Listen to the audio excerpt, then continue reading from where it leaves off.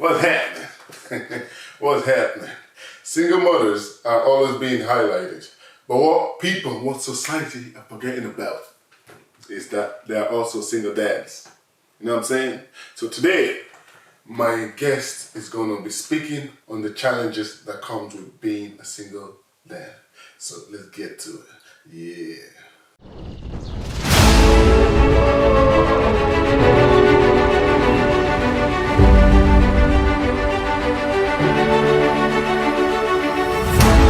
Welcome to Don't Take It Personal. I'm your man, Manny, and today we have a special guest, Keith. I'm looking forward to this podcast because we're going to talk about being a single dad because most of the attention goes towards single mothers, but they don't pay attention to single dads. So today we have my man Keith here that's going to be speaking on the topic. I just want to say welcome, Keith. Hi, how are you? Thanks for coming, by the way. No problem at all. People, if you follow Keith, right? If you follow Keith on Snapchat, what I've seen on Snapchat, I noticed he's a great father. You have great chemistry with the daughter. He's always there for the daughter. They always show the daughter a good time. They're always smiling, and you're a great example to what do you call it? To the single dads out there. I just wanted to know because thanks very much. when you see things like that, you say to yourself, I want to be like that. You know what I mean? Because a lot of single dads are usually not around, but you made it. All you can do is try your best. Business to be there. So today we're going to talk about the experience. So we'll go to the start, okay? We'll start about your relationship with your ex-partner. Okay. Were you in a relationship, or were you guys just using each other? Or? We were in look, I was young. I suppose I was in or around the 21, 22 mark. Okay. And it was a kind of, it was an immature relationship stage. It was one of them on-off relationships that you do when you're younger. Yeah. You understand? Mm. And but we were together. We were on and off for approximately a year and a half to maybe 2 years. We were actually not together when she contacted me about that she thought that she might be pregnant, and it was a bit of a culture shock. But it happened, and Carla is the best. She's changed me to be a better man. Yeah. How did you feel? When you first got that news that she's pregnant? How did you feel? Were you ready, or did you? I don't think you're ever prepared for that news. Like it's a big deal. Yeah. It's a big deal. It's a life-changing deal. I suppose it was shock for maybe a couple of weeks, trying to let it sink in, and trying to understand it and trying to get your brain to process it. But it sank in very quickly. We got back together for a while to maybe try and give it a go for the sake of that we're having a child together, and that didn't work out. But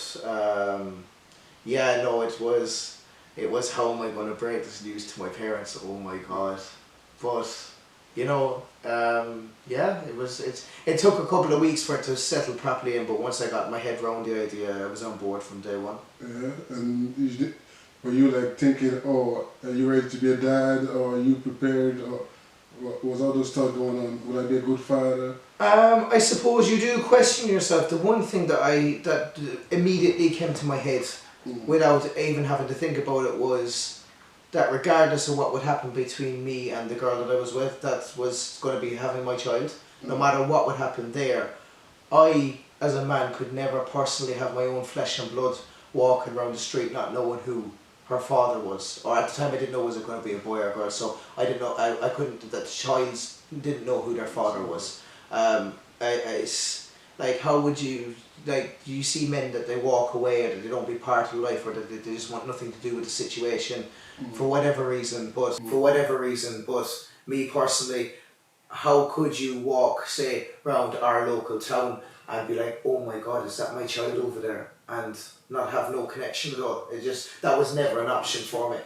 Yeah, see, fellas who run away from their kids, take good example from Keith, because you're right, because a child needs a father in their life. They do. Yeah. Every child, where possible, needs a mother and a father in their life. And you said you tried to work things out for the child. When you tried, you guys just couldn't.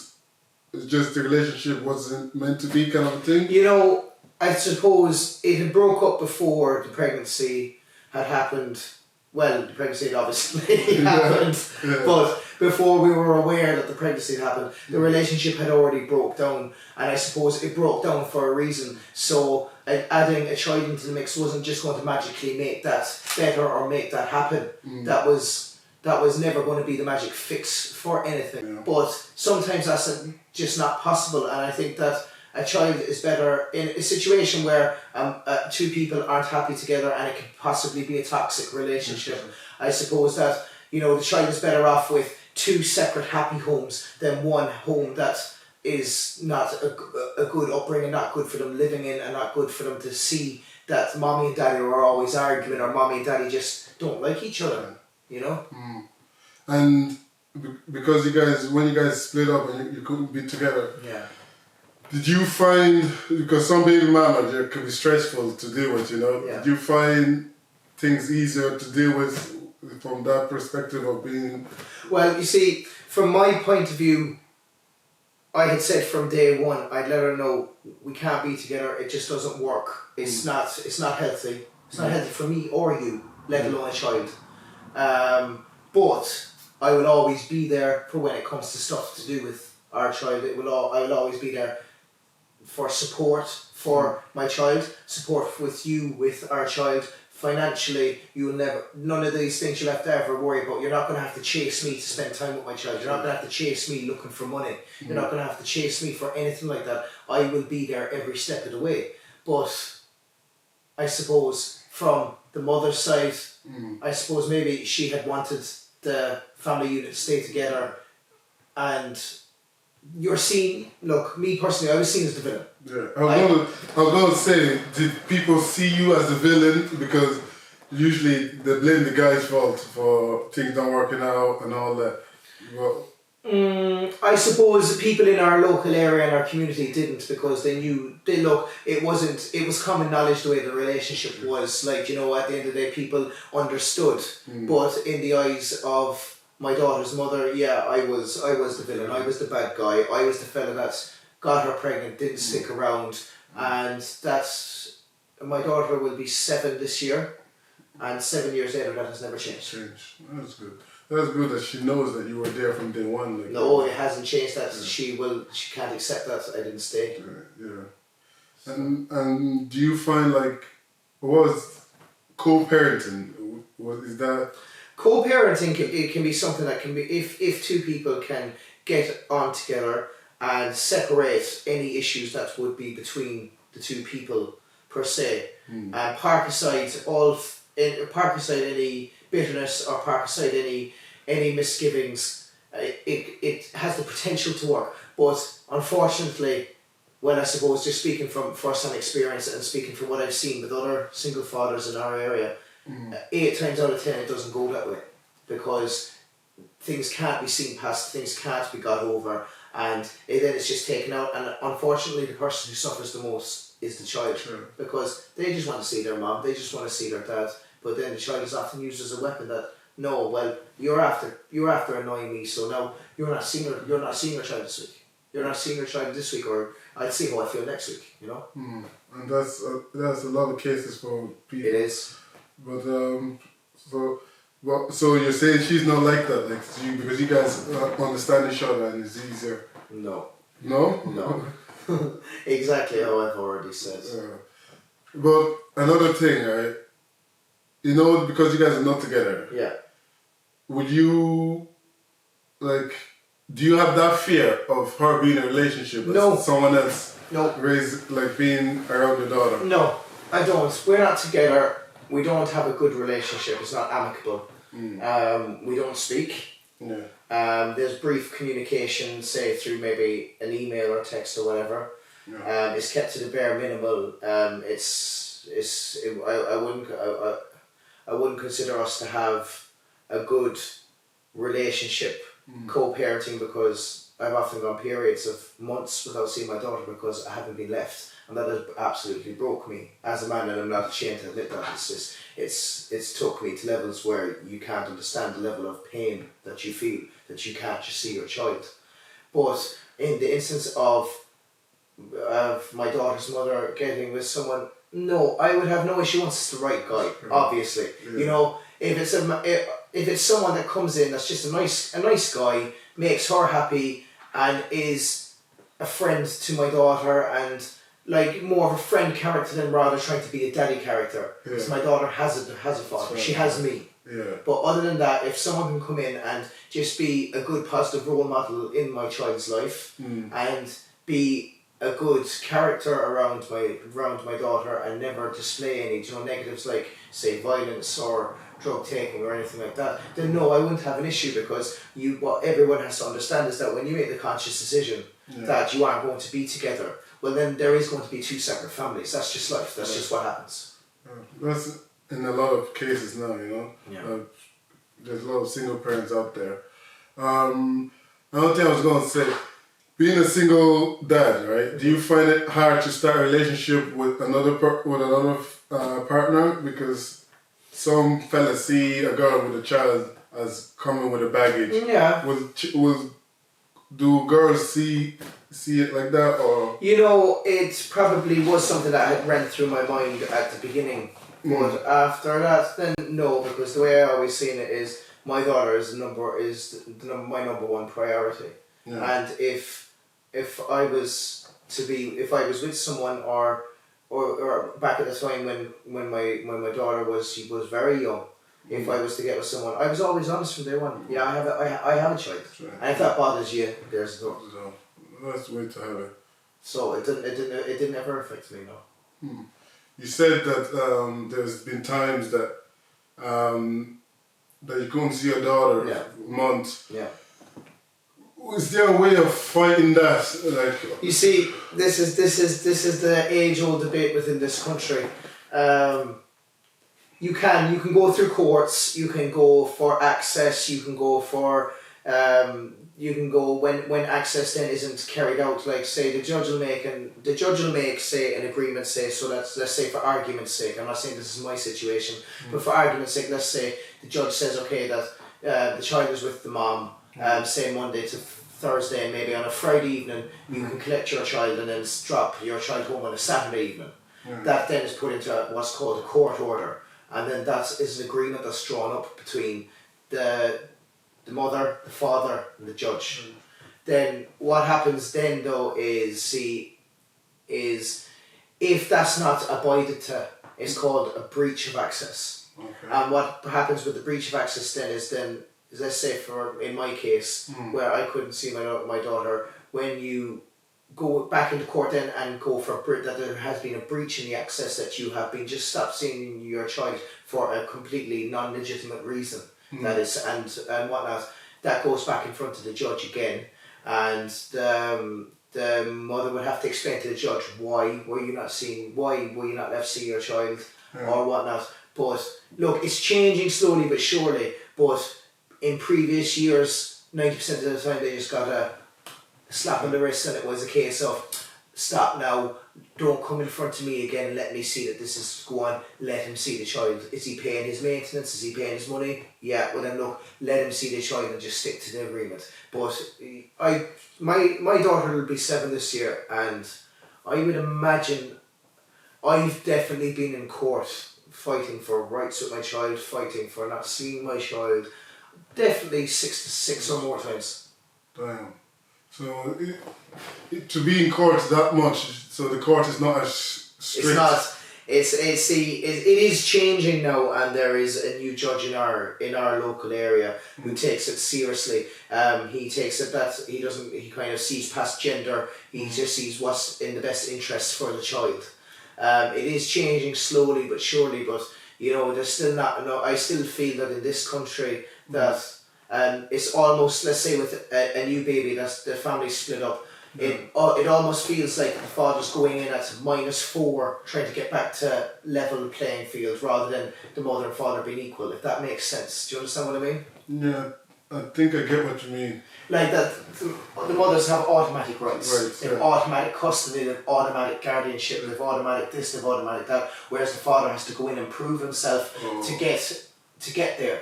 I believe, I think that should be complete. That should totally change. That should. Mothers and fathers should start off exactly equal, and then if they do something to show that they're not a worthy character, then it goes backwards. It shouldn't be trying to start from back and trying to work your way up to just level. You know? Do you think what do you think is like that? Why do you think mother are more automatically... Well, the constitution in Ireland hasn't changed in a long time. It's been amended a couple of times. But on the whole, I just think the whole thing needs to be rewritten, because my main issue with it is how can a judge who doesn't know you, doesn't know the mother, doesn't know the child, spend 5 to 10 minutes in a courtroom with you and decide what is best. I think it just needs to be completely reworked. I think just that basically maybe even a social worker maybe comes and see how a father interacts with his child, how a mother interacts with his child, and then makes a plan set in place for custody between the mother and father, what's best for the child. Like if you have a fully fit father and a fully fit mother, there is no reason why there shouldn't be joint custody if that's what both parents want. You know? Like that. And do you think some single dad have ruined... Yeah, they have.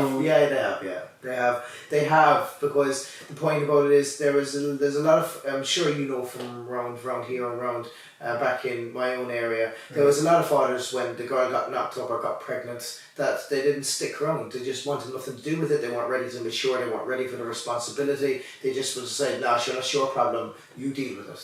And that's completely the wrong attitude. But because of that, it has made the image of the single father very, very poor.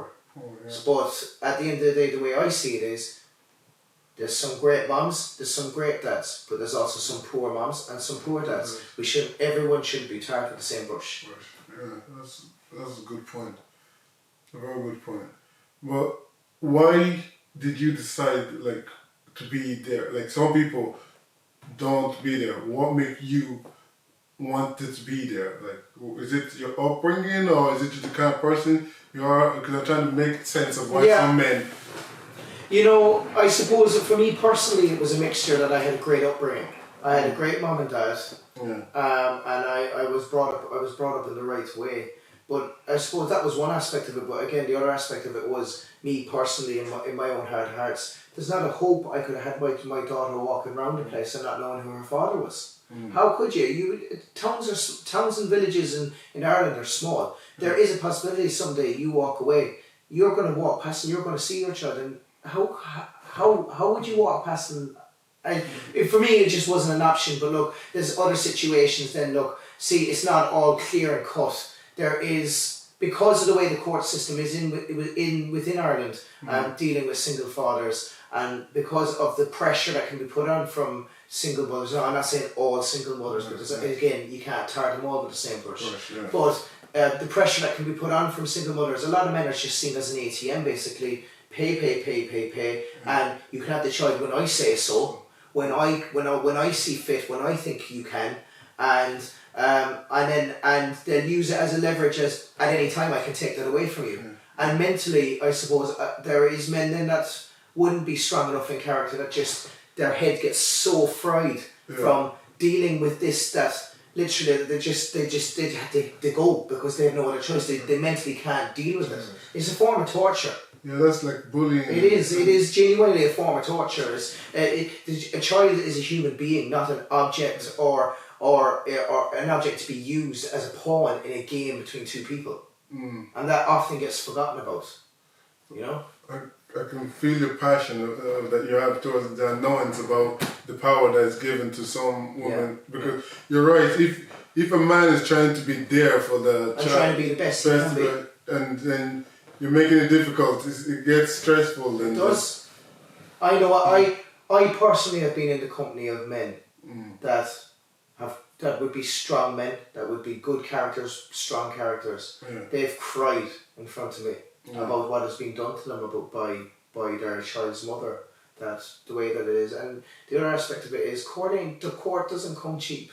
Yeah, that's what I was going to say. The 6 times going to court, was it you paying your money to fight that? Or? I did the first time I went. The first 2 times I went into court, I paid solicitors to represent me inside the courtroom. Yeah. But from after that time, I represented myself for the simple reason I took it upon myself to think, I'm paying someone to represent me in a courtroom.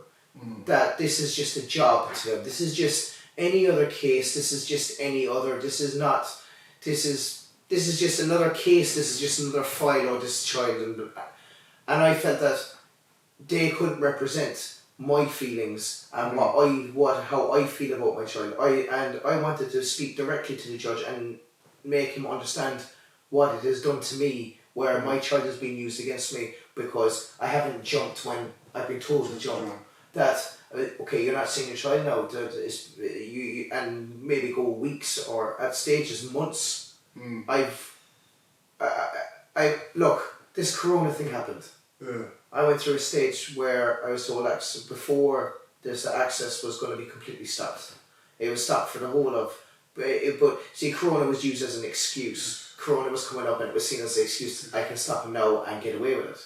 Yeah. But I was told that I wanted to just I accepted it and I said, look, I want to FaceTime my daughter maybe every evening, maybe say around 7 o'clock, just before she's going to bed. Yeah. Not for ages, 5 or 10 minutes, just to say, hi baby, how was your day? How are you getting on? Yeah. And, you know, I miss you, and this pandemic will be over soon enough, and I'll see you soon. And just hear her voice and just see how she's doing. And I was told no.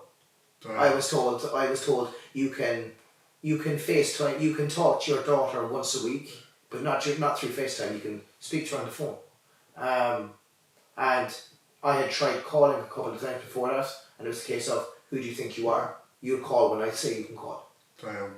And the reason why I didn't really do the phone calls to the phone either was because it was the case of that I was ringing her phone, and I was on loudspeaker. My daughter here couldn't even speak freely because you'd say, oh, how was your day, and what did you get up to? You'd hear the pause and you could know that it was just looking as if it was just a bad situation, but and that's not fair on the child or you. No, it's really not. More so the child. However hurt, and it did really hurt. Right. But no matter how hurt I was, it was the case of that. One day I just knocked at her door and I said, I want to see my daughter. I haven't seen my daughter now in over 2 months. I want to see my little girl.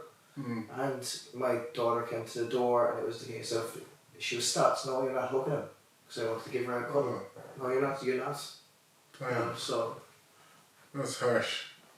Even though I had a negative corona test, which I had on my phone, and was saying, look, I don't have COVID. I am self-isolating. I am following restrictions. I have a test here to show that I was recently, in the past 2 weeks, tested, and that my test came back negative. Didn't matter. Damn. And what hurt me the most was standing there and seeing my daughter tearing up and just wanting to run to me and jump into my arms and give me a cuddle, but wasn't allowed. Wow. But the only thing was, at least that day I got to say to my daughter, Daddy still loves you. I see you very soon and I haven't forgotten about you, no matter what you've been told. Damn. You know. And your daughter could see you were making effort. Yes, which was the main thing. And I had went up and because she has a little puppy at my house that she absolutely adores. This dog is her life. If anything happened to this dog, I don't know what I would do. I had a few pictures printed off of me and her together, her and her puppy, and just a few bits, and I put them all into a little photo album and I handed them to her and said, look, until you see me, anytime you miss me, have a look through your pictures. Damn. So. It's just you talking about it is even annoying me, so I can imagine how annoying that could be for you. It's frustrating. Jesus Christ. Yeah, it is. It would. See, that's why I don't. If we had this conversation and I hadn't had a child, I would have turned around and probably called any man that walked away from the situation a scumbag. Yeah. But having been in the situation and having gone through it all, I now understand that what some men are put through and some depths men are pushed to, they have no choice but to leave the situation, because otherwise their mental health is going to deteriorate at a rapid rate. Yeah. You know? That's like punishing a man that loves that loves. Just because they didn't stay. Yeah. Freaking hell. Yeah. And at least she can see that you're making, your daughter can see you're making an effort. Because some mothers can paint the father black, like they can make him out to be the most evil person in the world. Yeah. And that's not right, because I can't speak from the other side because I'm not there. My daughter has passed comments that, oh, mommy has said this about you, daddy, or mommy has said this about you, daddy. And I just turn around and say, look, forget about it. Now look, we'll do something fun today. Ignore it. Forget about it. I don't feed into it. Yeah. But the one thing that I'm proud of and that I am very, very sure of is that no matter how frustrated I've been, no matter how upset I've been, no matter how angry I've been, because yes, it would bring anger out in at times as well, you know. Yeah, I can imagine. But no matter what emotion has been displayed through my body, my daughter will never, ever, ever be able to turn around and say, I heard my daddy bad-mouthing my mom, or I heard my daddy saying this about my mom or that about my mom, because I don't do it. That's brilliant, because it's not... there shouldn't put a child in that position. No child deserves to have to pick sides, or have to be caught in a war, or have to hear another person bad-mouthing the other parent, because that child loves each parent. Sure. And let them be a child. If the parents, there's plenty of mothers out there that would love fathers to be in their children's life. So if a father and a mother are there, let the children have their time with their mother. Let the children have the time with their father. You know? Yeah. Damn. And do you think all this affects the child? You know, it'd be foolish to say that it doesn't, because it does, it does. But from my situation, I just believe that I've given my daughter such a stable foundation on that. She comes to me, to my house, that we have a nice there's a good routine, there's a good foundation. I don't ever miss access. I always am there for my daughter. She never has to be like, oh, why didn't you come see me? So I suppose because of the routine of that, I'm always there for her. No matter what I said to her, my daughter knows herself, and she's not even 7 yet. Yeah. She knows that she has a father that loves her and adores her, no matter what she's been told. Christopher, how do you deal with the whole situation then? When you're frustrated and annoyed and all that, what's the best way to deal with that? Man? You see, I probably go through phases of that. For a while, which is the worst thing that can be done, I just bottle it up. I just don't talk about it. I don't want to talk about it.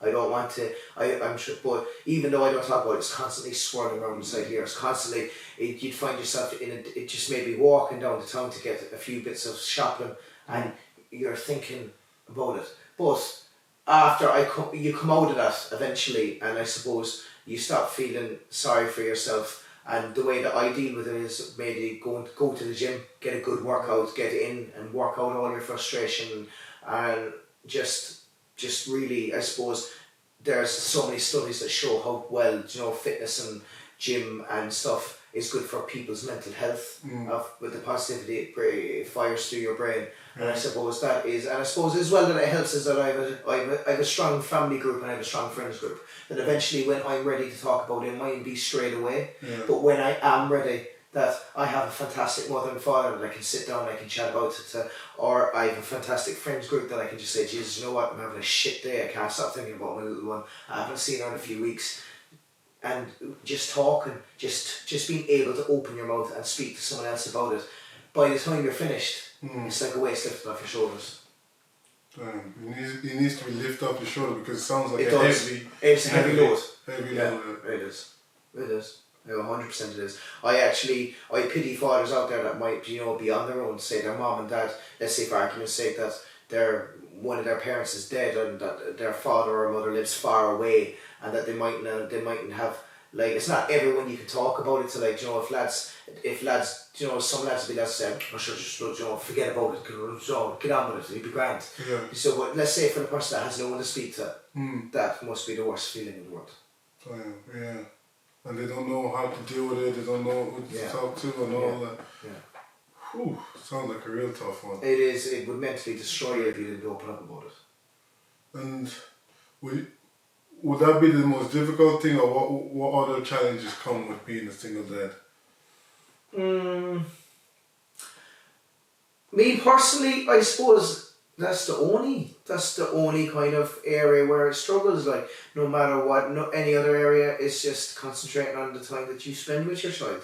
Just making that time your time, that it's your fun time. It's your time where you can bond. It's the time where you can go and do things together. Like, my daughter is not only my daughter, she's my best friend. Like, so she's got to the stage now, because she's getting that bit older, that we're watching Disney films together, and the two of us can just be like, you've seen from the Snapchat videos, she'd be there like this bloody Jason Derulo TikTok video thing that's going around, and she'd be like, Daddy, I want to do a video with you. Will you learn it? And it's like, oh Jesus, like, so all right, so, and you do make it easy though to yourself, but you're having fun doing it.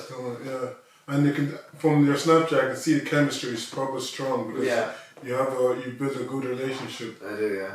Like, just mothers, single mothers who are, what's the right word? Who be evil. It's vindictive. I suppose, as I said, it's not every single mother, because there's a lot of I know, and the other flip side of it, I know a lot of single mothers that are very, very good with they mightn't personally like the father of their child, but they put their child first. I suppose it's not to use the child as a weapon. They understand that the child is innocent in all this, and what is done is damaging to the child and their development. You know? Yes. The evil, though, the vindictive mothers, single mother out there, stop ruining, like, it's bad for the child, isn't it? It's perfect. And it's bad for the man. It's not good to anyone. Don't know. Go work on yourself and try to create a positive atmosphere for the. It's not even healthy for the mothers. No, Jesus Christ, when you're developing that level of hate within inside your system for someone, that's not good for your own mental health. No. It's not. So even for themselves, it'd be better off if they could just find common ground, or just try and send a text and say, look, I actually can't stand you, but we have a child together, and I think that we need to be at least at the minimum civil, and we need to co-parent in a better way. Just even do something like that, something as easy as that. Just tell them, look, I don't like you, but I'm willing to work at this for our child. Because I'm glad that you're there for your child, but because raising a child alone is the child need the mother and the father in the life that contributes to the child's life, and if you're taking away one, your child isn't benefiting fully from it. Like, there's things a mother can give a child that the father can't, but there's also things the father can give a child that the mother can't. You know, and that's why there's no need for that kind of behavior. You know. But it's more common than what you think. It's going on all around this place. At this given time, I know at least 10 men that I would consider good friends that are going through the same bullshit, that are going through the same torture, the same torment. It genuinely, if it can't be sorted out between fathers and mothers in an amicable fashion, then seriously, then we need to realise that the court system is not working. It needs to be rewritten, it needs to be reworked, and it needs to be readjusted to the modern society. Why do you think the mothers are like that? Say if you know a lot of people like this, and it goes on. Why do you think? Look, as I'm saying, I'm just speaking from my own situation and from my personal experience of my friends that are going through it. I'm not saying it's the same for every case, but 8 times out of 10 is because the man didn't stay. But if the man didn't stay, it's not by force, you know. It's not like it didn't stay because it didn't work or something. So but they can't see past that, and it kills them in that they can go on and be happy with someone else. That sounds very.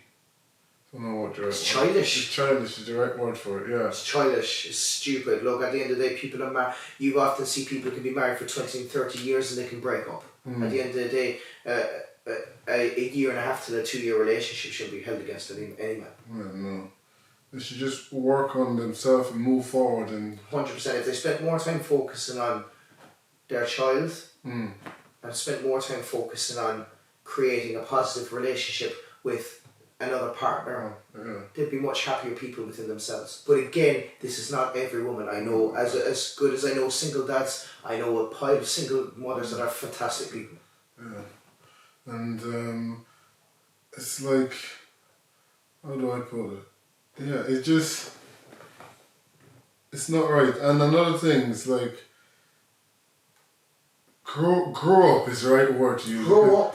Grow up, because you created a human being. You're not being it's not being a good role model for the child from both sides, because fathers can be just as vindictive as mothers. But whichever parent is doing this bull, just grow up and be more positive, and just try and be happy for in your own life. You know, just put your differences aside, park it aside, pretend that you were never in a relationship if that's what you have to do. Just park it and just put the child number one. Yeah. You get sick of seeing children, and I got sick of seeing my child used as a pawn in a vicious game that never ends. It's not nice. And but also at the same time, if there's men out there that aren't seeing their children, and just that there's no reason as to why they're not seeing their children, that the mother wants them to see their children and they're not paying their maintenance and paying their upkeep for their child, grow up too. Yeah. Because you also have a responsibility. There's another human being that's somewhere that's calling you dad. Yeah. That's what they don't understand. They don't understand is all this childish behaviour affect the child. That's the main thing. And the child's gonna grow up and have